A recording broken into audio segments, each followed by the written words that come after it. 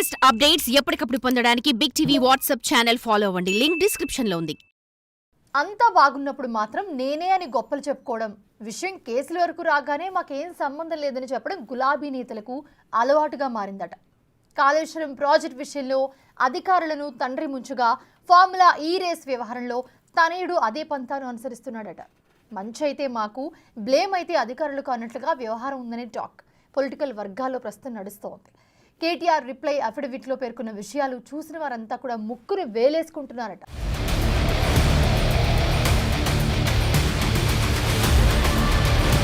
కాళేశ్వరం డిజైన్లంతా తనదేనంటూ కేసీఆర్ వ్యాఖ్యలు.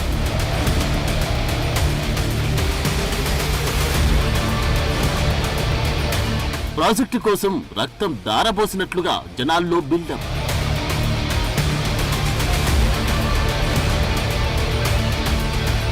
లొసుగులు బయటపడడంతో నాకేం సంబంధమన్న గులాబీ నేత.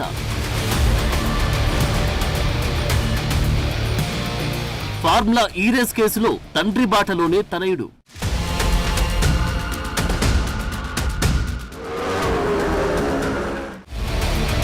కేసులయ్యేసరికి మాకేం సంబంధమంటూ మాట మార్పు.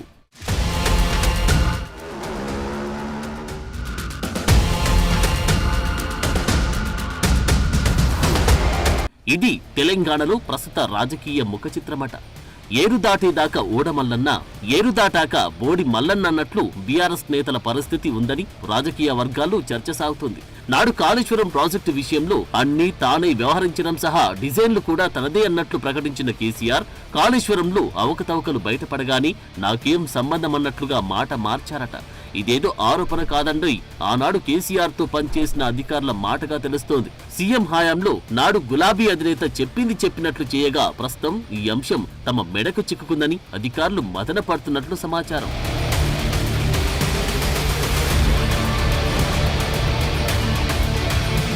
కాళేశ్వరం ప్రాజెక్టులోని కట్టిన బ్యారేజ్లు కొన్ని ఎప్పుడైతే పనికిరాకుండా పోయాయో అప్పుడు కేసీఆర్ రివర్స్ గేర్ వేశారు. డిజైన్లన్నీ ఇంజనీర్లు చూసుకుంటారని, వాటితో తమకు ఏం సంబంధమంటూ ఒక మాటతో ప్లేట్ ఫిరాయించేశారు.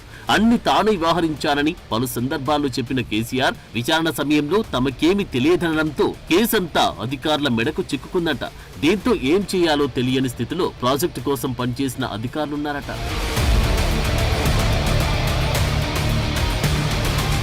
తనయుడు కేటీఆర్ కూడా అదే బాటలో పయనిస్తున్నారట. కొన్ని రోజుల క్రితమే ఫార్ములా ఈ రేస్ వ్యవహారం అంతా తన ఆదేశాల ప్రకారమే జరిగిందని, ఇందులో ఎలాంటి పొరపాట్లు లేవన్నారు మాజీ మంత్రి కేటీఆర్. తాను చెప్పినట్లే అధికారులు చేశారని, అధికారులకు దీంతో ఎలాంటి సంబంధం లేదన్నారు. కానీ ఈ మాటలు చెప్పిన కొన్ని రోజుల్లోనే ఆయన కూడా ప్లేట్ ఫిరాయించారు. ఫార్ములా ఈ రేస్ వ్యవహారంలో ఏదైనా నిబంధనల ఉల్లంఘన ఉంటే అది అధికారులు చూసుకోవాలి, కానీ మంత్రిగా ఉన్న తనకు ఏం సంబంధమంటూ కోర్టులో దాఖలు చేసిన రిప్లై అఫిడవిట్లో పేర్కొన్నారట. ఎన్నికల కోడ్ వచ్చిన తర్వాత అసలు తనకు ఎలాంటి అధికారాలు ఉండవని, అలాంటప్పుడు ఈ విషయంలో తన పాత్ర ఏమి ఉంటుందని పేర్కొన్నారట.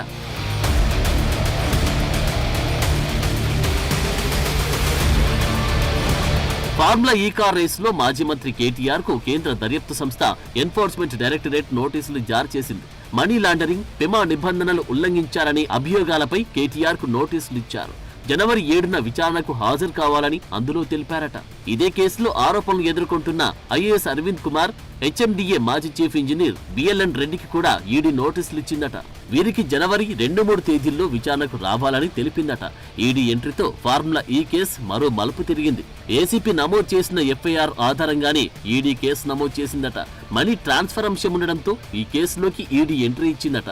కేసుకు సంబంధించిన వివరాలన్నీ ఏసీపీ అధికారులు ఈడీకి అందజేశారట. ఆర్థిక శాఖ రికార్డులతో పాటు హెచ్ఎండిఏ చెల్లింపుల వివరాలు, ఒప్పంద పత్రాలు ఎఫ్ఐఆర్ ని అందించినట్టు తెలుస్తోంది.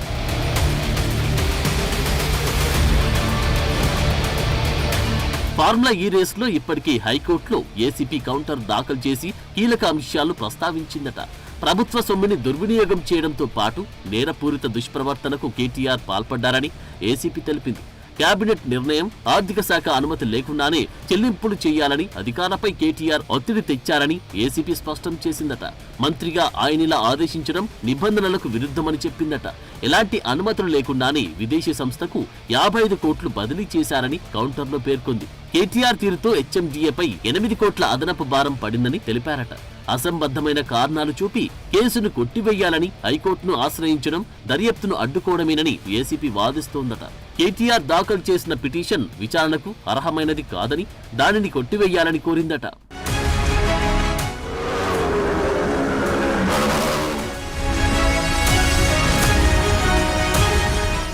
ఇది ఇలా ఉంటే ఫార్ములా ఈ కేసులో కేటీఆర్ పూర్తిగా మాట మార్చేశారట. ఏసీపీ కౌంటర్ కు కేటీఆర్ రిప్లై అఫిడవిట్ దాఖలు చేశారట. అందులో ఆయన ప్రస్తావించిన అంశాలు అందరినీ నివ్వెరపోయేలా చేశాయి. ప్రభుత్వ ఒప్పందాల అమల్లో విధానపరమైన అంశాలను చూడాల్సింది సంబంధిత శాఖకు చెందిన అధికారులేనని హైకోర్టుకు తెలిపారట. మంత్రిగా అది తన బాధ్యత కాదన్నారట. హెచ్ఎండిఏ చట్టబద్ధమైన సంస్థ అని, ఫార్ములా ఈ రేస్కు ప్రమోటర్గా బాధ్యతలు తీసుకునే ముందు చెల్లింపుల విషయంలోనూ చట్ట ప్రకారం అన్ని అంశాలను ఆ సంస్థే చూసుకోవాల్సి ఉంటుందన్నారట. 10 కోట్లకు మించిన చెల్లింపులకు ప్రభుత్వ అనుమతి తీసుకోవాలని హెచ్ఎండిఏ నిబంధనల్లో ఎక్కడా లేదన్నారు. ఒకవేళ ఉన్నా దాన్ని సంబంధిత శాఖ అధికారులే చూసుకోవాలని, మంత్రిగా తనకు సంబంధం లేదని స్పష్టం చేశారట.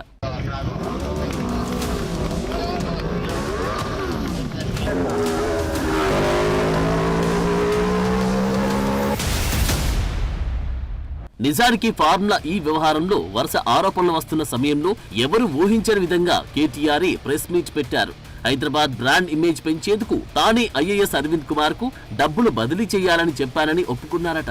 దానికి కూడా జైల్లో వేస్తారా? అయితే వేసుకోండి, తగ్గేదిలే అన్నారట.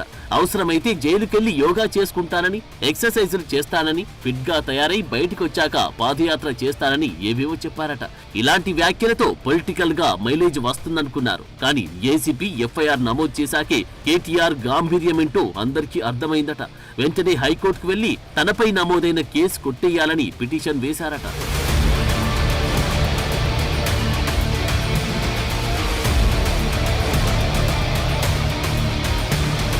ఫార్ములా ఈ రేస్ సంస్థకు 55 కోట్ల రూపాయలు బదిలీ చేయడం నిబంధనలకు విరుద్ధమని కూడా కేటీఆర్ కు తెలుసట. అయినా ఈ వ్యవహారంలో పొలిటికల్ గేమ్ ప్లే చేయాలని చూశారట. ఇప్పుడు తనకేమీ తెలియదని కేటీఆర్ చెప్పడంతోనే ఫార్ములా ఈ రేస్ వెనుక ఏం జరిగిందనే దానిపై అనేక అనుమానాలు వ్యక్తమవుతున్నాయట.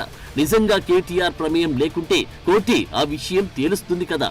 నిర్దోషిగా బయటకొస్తారు కదా. మరెందుకు కేటీఆర్ కేసు కొట్టేయాలని కోర్టు చుట్టూ తిరుగుతున్నారనేది పొలిటికల్ వర్గాల్లో టాక్ గా మారింది.